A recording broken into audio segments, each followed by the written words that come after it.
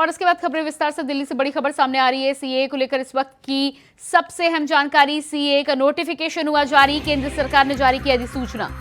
केंद्र सरकार ने जारी की अधिसूचना, सीएए की अधिसूचना जारी की गई। गृह मंत्रालय ने नोटिफिकेशन जारी किया। गैर मुस्लिम शरणार्थियों को नागरिकता मिल सकेगी। अफगानिस्तान के अल्पसंख्यकों को मिलेगा लाभ। देश भर में सीएए को लागू किया गया।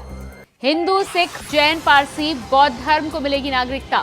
पाकिस्तान, बांग्लादेश के शरणार्थियों को मिलेगा लाभ। तो केंद्र सरकार के द्वारा अधिसूचना जारी कर सीएए कानून को पूरे देश में लागू कर दिया गया है, जिसके बाद 3 देशों से आए हिंदू, सिख, जैन, पारसी, बौद्ध धर्म के नागरिकों को नागरिकता मिलेगी। वो तमाम लोग जो 2015 से पहले भारत की सीमाओं के भीतर दाखिल कर चुके थे, भारत में रह रहे हैं, उन्हें सीएए कानून के द्वारा अब नागरिकता देने का काम किया जाएगा। गृह मंत्रालय ने नोटिफिकेशन जारी किया। गृह मंत्री अमित शाह ने इससे पहले ही चुनाव से पहले सीएए को लागू करने को लेकर ऐलान किया था। साफ तौर पर उनका कहना था कि हर हालत में सीएए को चुनाव से पहले, आचार संहिता से पहले लागू किया जाएगा। बीजेपी ने अपना दावा, मोदी की गारंटी पूरी कर दी है। अफगानिस्तान के अल्पसंख्यकों को मिलेगा लाभ।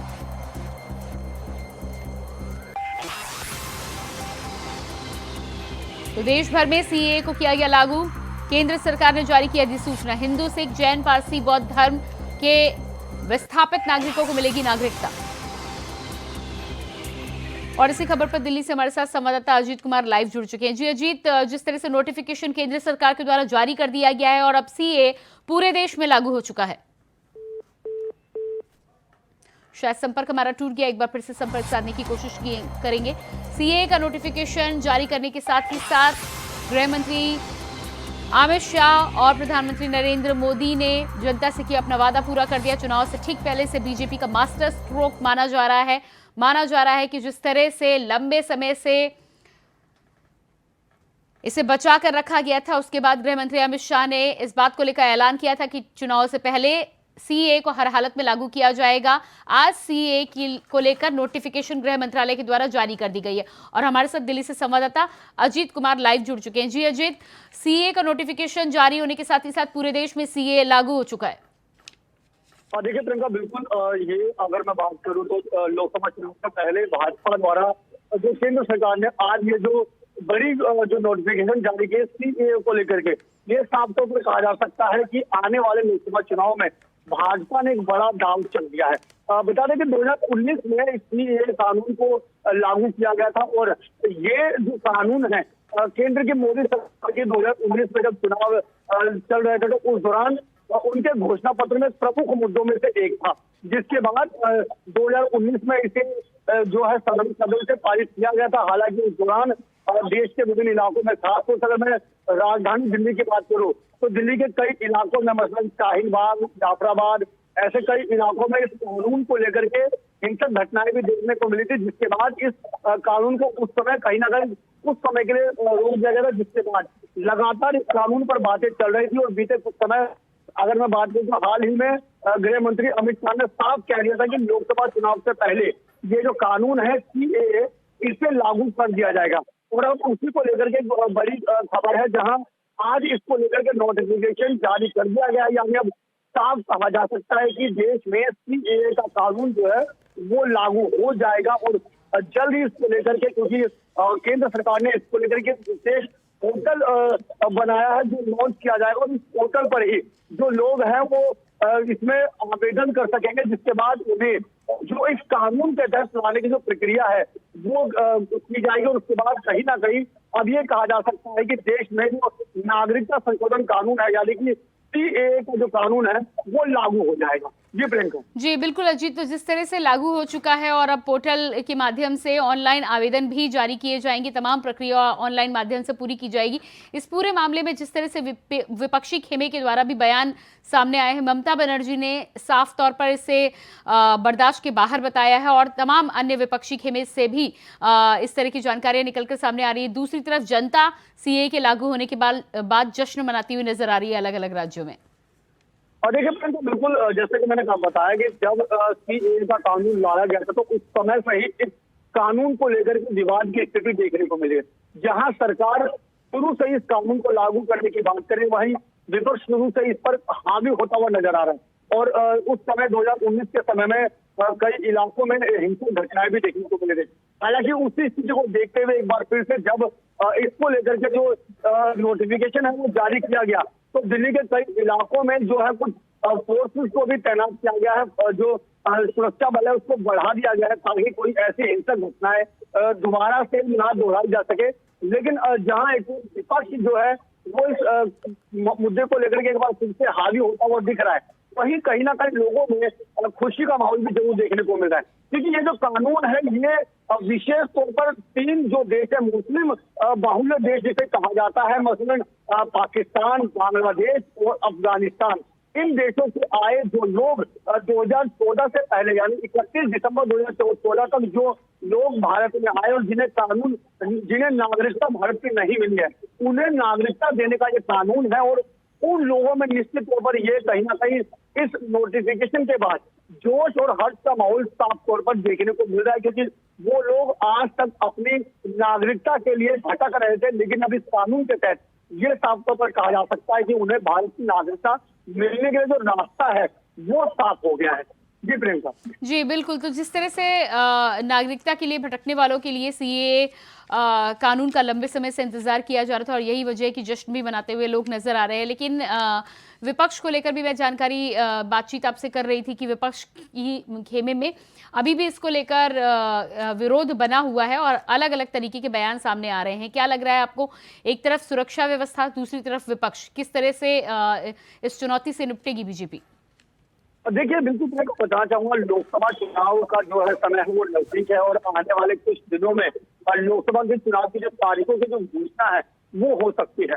और ऐसे में केंद्र सरकार ने ये जो दांव खेला है, कहीं ना कहीं आने वाले लोकसभा चुनाव में इस मुद्दे को लेकर के बीजेपी जो है वो देश के लोगों के बीच जरूर जाएगी और इस मुद्दे को कहीं ना कहीं कहा जा सकता है कि वोट बैंक में भी भुनाने की कोशिश करेगी। और यही एक बड़ी वजह कही जा सकती है, जो विपक्ष का जो खेमा है वो कहीं ना कहीं इस मुद्दे को लेकर के आक्रामक तेवर दिखा रहा है। हालांकि अगर मैं बात करूं तो भले ही आक्रामक तेवर दिखा रहा है, केंद्र सरकार ने पहले से ही साफ कर दिया था कि लोकसभा चुनाव से पहले इस कानून को किया जाएगा, ये भारत का कानून है और ये सदन में पास होगा, तो इसे लागू करने के लिए जो सरकार है वो पूरी तरीके से प्रतिबद्ध है। जैसा कि गृह मंत्री अमित शाह ने भी कई मोर्चों पर साफ तौर पर कहा था कि सीएए जो कानून लाया गया उसे लागू किया जाएगा, उसे किसी भी स्थिति में वापस लेने का सवाल ही नहीं पैदा होता और उसे हर हाल में लागू करना ही करना है। तो ऐसे में निश्चित तौर पर केंद्र सरकार ने अपनी प्रतिबद्धता को दिखाया है और इसी का नतीजा है कि विपक्ष का जो खेमा है कहीं ना कहीं इस मुद्दे का आक्रामक तेवर जरूर दिखा। जी बिल्कुल, तो एक तरफ आक्रामक तेवर है, दूसरी तरफ भारतीय जनता पार्टी ने बीजेपी की गारंटी, मोदी की गारंटी को पूरा कर चुनाव से पहले जो मास्टर स्ट्रोक खेला है, अब गेंद जनता के पाले में है। क्या लग रहा है आपको, जिस तरह के जश्न और प्रतिक्रियाएं सामने आ रही हैं, भारतीय जनता पार्टी राम मंदिर के बाद सीएए का भी पूरा लाभ चुनावी काल में उठाने का पूरा फायदा करेगी? क्या विपक्ष रणनीति के साथ तैयार होकर आएगा? देखिए प्रियंका, निश्चित तौर पर कहा जा सकता है, जैसे मैंने कहा कि जो ये मुद्दा है सीएए का, अब आने वाले लोकसभा चुनाव में जो भाजपा है इस मुद्दे को पूरी तरीके से भुनाने की तैयारी करेगी। अब देखना ये होगा कि विपक्ष जो है किस तरीके से इस मुद्दे के खिलाफ जो अपनी रणनीति है वो तैयार करता है। लेकिन जहां इस कानून के बाद एक बार फिर से भाजपा ने स्पष्ट कर दिया है कि मोदी की गारंटी यानी देश की गारंटी और जो उन्होंने बोल दिया वो कहीं ना कहीं गारंटी माना जाता है। तो निश्चित तौर पर जहां पहले राम मंदिर और राम मंदिर के बाद अब ये सीएए का कानून और जो कि 2019 के जो चुनावी जो घोषणा पत्र है उनमें ये जो मुद्दा है प्रमुखता से उसको शामिल किया गया था और अब कहीं ना कहीं उसको साफ तौर पर केंद्र सरकार ने दिखाया है कि जो उन्होंने मुद्दा घोषणा पत्र में रखा था उसके लिए वो प्रतिबद्ध है, वो हर तरीके से वो तैयारी है और कहीं ना कहीं उन्होंने एक बार फिर से ये साबित कर दिया कि वो जो घोषणा पत्र में बातें करते हैं वो केवल घोषणा पत्र नहीं बल्कि उसे जमीनी हकीकत में जो है उतारने की तैयारी की जाती है और किस तरीके से तैयारी की जाती है वो आज के इस नोटिफिकेशन से साफ तौर पर देखने को मिल गया है। जहां एक और 22 नवंबर को देश भर में और रामलला के विराजमान को लेकर के तमाम जो लोग हैं वो दिवाली जैसा जश्न मना रहे थे, वहीं अब सीएए के कानून के बाद भी लोगों में एक अलग ही खुशी है। और विशेष तौर पर अगर मैं भाजपा की बात करूं तो भाजपा इसे कहीं ना कहीं आने वाले समय में चुनावी हथियार के रूप में भी जरूर इस्तेमाल करेगी। जी बिल्कुल अजीत, इस तमाम जानकारी के लिए बहुत शुक्रिया आपका। मथुरा से है, जहां पुलिस की ऑपरेशन लगड़ा के दौरान बदमाश से मुठभेड़ हो गई। मुठभेड़ में बदमाश गोली लगने से घायल हो गया। तभी पुलिस घायल बदमाश के कब्जे से अवैध हथियार बरामद कर घायल बदमाश को अस्पताल में भर्ती करा चुकी है।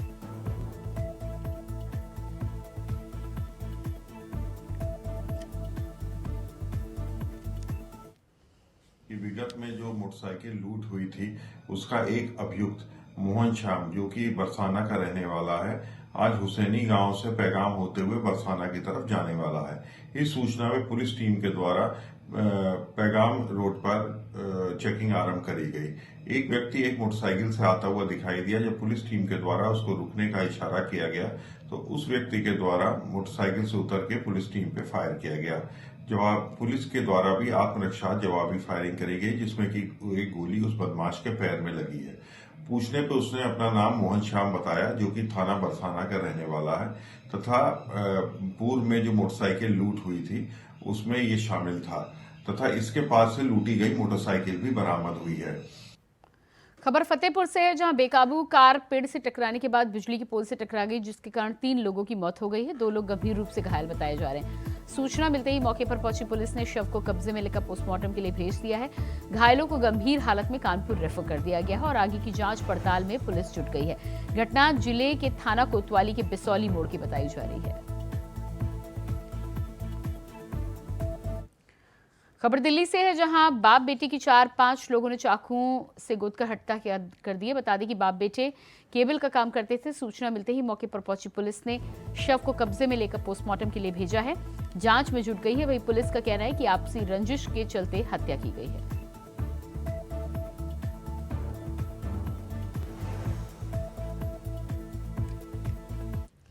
कि मेरे पापा के पेट में चाकू मार दिया है। जैसे ही मौके पहुंचते हैं तो मालूम चलता है जय भगवान, जो यहाँ के चिरागपुरी का रेजिडेंट है, इसको और इसके बेटे को दोनों किसी ने चाकू मारा है, 4-5 लड़कों ने। और फिर उनको हॉस्पिटल ले गए हैं। वहाँ पे दोनों ब्रॉड डेड हैं। इसमें फर्दर तफ्तीश आगे चल रही है। मेरे घर में पत्थर फेंक के गए। मैं कोई पुलिस वाले ने कोई वो नहीं करा मेरा। फिर अब मेरे आदमी की गर्दन काट दी। रोज डेली मैं कंप्लेंट करती थी पुलिस वाले से। मैं डेली चक्कू ले डोले थे। मैं पुलिस वाले कुछ नहीं करे। पुलिस वाले ने मेरा कुछ नहीं करा। मेरा घर बर्बाद कर दिया पुलिस वाले। कब से कंप्लेन दे रहे थे आप लोग? हमने पिछले 10 तारीख से, आज ये 10 हो गई, 1 महीना होगा। कोई वो नहीं करा, इनने कार्रवाई कोई नहीं करी मेरे आदमी की। मेरा आदमी जानते हैं मार।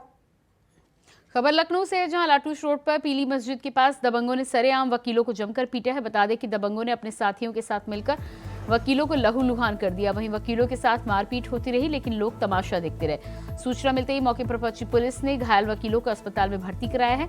मामला थाना के असरबाग क्षेत्र का बताया जा रहा है।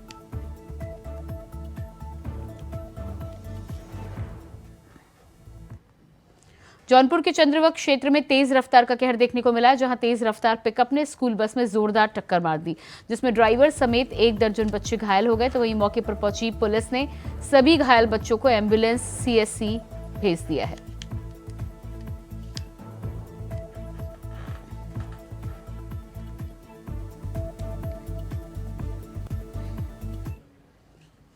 गाजियाबाद में एक युवक की गोली मारकर हत्या कर दी गई थी। हत्या के बाद लोगों में दहशत का माहौल बन गया, जिसके बाद लोगों ने प्रदर्शन किया। बता दें कि पलायन के पोस्टर को लेकर प्रदर्शन किया गया। तो वहीं पुलिस ने हत्या करने वाले आरोपी को गिरफ्तार कर लिया है, लेकिन पीड़ित परिवार पुलिस की कार्रवाई से संतुष्ट नहीं है। साथ ही साथ पीड़ित परिवार ने पक्षपात का आरोप लगाया है। मामला कौशाम्बी थाना क्षेत्र के भेवापुर गांव का बताया जा रहा है।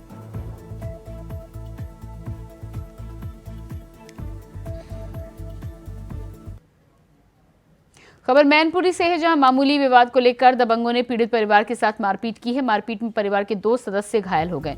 तभी पीड़ित परिवार ने एसपी कार्यालय पहुंचकर मामले में मुकदमा दर्ज कराया है। दबंगों के खिलाफ कार्रवाई करने की मांग की गई। मामला बिछुआ क्षेत्र के गांव कुबेरपुर का बताया जा रहा है।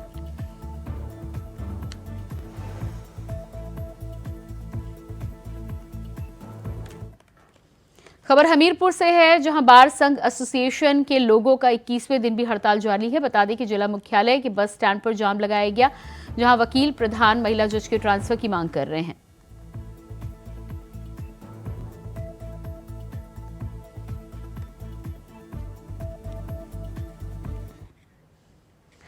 लखनऊ के थाना सुशांत गोल्फ सिटी क्षेत्र में प्रॉपर्टी डीलर ने खुद को गोली मारकर आत्महत्या कर ली। बता दें कि आदित्य मिश्रा ने अपने प्रॉपर्टी के ऑफिस में बैठकर खुद को गोली मार ली, जिसके बाद मौके पर पहुंचकर पुलिस ने शव के 7 पिस्टल भी मौके से बरामद किए। तो वहीं डीसीपी साउथ ने जानकारी देते हुए बताया है कि मौके से सुसाइड नोट भी मिला है। हालांकि पुलिस ने शव को कब्जे में लेकर पोस्टमार्टम के लिए भेज दिया है।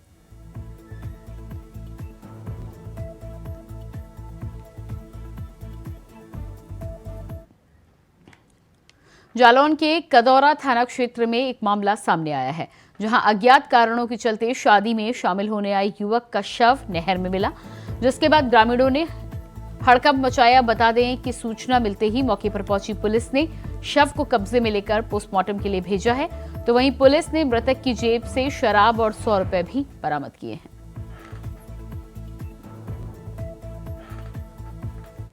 थाना कदौरा क्षेत्र में एक नहर में सबके प्राप्त होने की सूचना प्राप्त हुई थी। सूचना प्राप्त होते ही पुलिस तत्काल मौके पर पहुंची, सबको कब्जे में लिया गया, सबको पानी से निकाला गया, सबकी तलाशी ली गई। तो उसकी सबकी जो जेब है उससे ब्लू फ्लैग ब्रांड का एक वाटर बरामद हुआ, 100 रुपये भी बरामद हुए। साथ ही नहर के किनारे उसी ब्रांड का एक और जो पैकेट है वो पड़ा था। ऐसा लग रहा है कि और भी जो जांच पड़ताल की गई है उससे पता चला कि जो मृतक है शराब पीने का आदी था। इस मृतक की जो पहचान हुई है वो सुनील अहिरवार पुत्र राम सजीवन अहिरवार निवासी थाना पुरारा जनपद हमीरपुर के रूप में हुई है, जो यहाँ अपने फूफा विजय अहिरवार निवासी नाका थाना कदौरा में कल शादी के लिए आया था। और मृतक जो कि जांच पड़ताल से समझ में आया है कि मृतक शराब पीने का आदी था। फिलहाल सबको कब्जे में लेकर पंचनामा की कार्रवाई कर पोस्टमार्टम के लिए भेजा गया है। फील्ड यूनिट को बुलाया। सुल्तानपुर में सपा छात्र सभा के कार्यकर्ताओं ने सोमवार को कलेक्ट्रेट पहुंचकर बैनर पोस्टर लेकर एआरओ आरओ का पेपर लीक और महंगाई को मुद्दा बनाकर प्रदर्शन किया। हालांकि सिटी मजिस्ट्रेट और सीईओ सिटी शिवम मिश्रा मौके पर पहुंचे। तो वहीं सपा प्रदर्शनकारी जिलाधिकारी कृतिका ज्योत्सना को ज्ञापन देने पर अड़े हुए थे। साथ ही साथ पुलिस कर्मियों और कार्यकर्ताओं में तीखी नोकझोंक भी देखने को मिली, जिसके बाद पदाधिकारी वैभव मिश्रा ने पुलिस प्रशासन पर ज्ञापन लेने में पक्षपात करने का आरोप लगाया।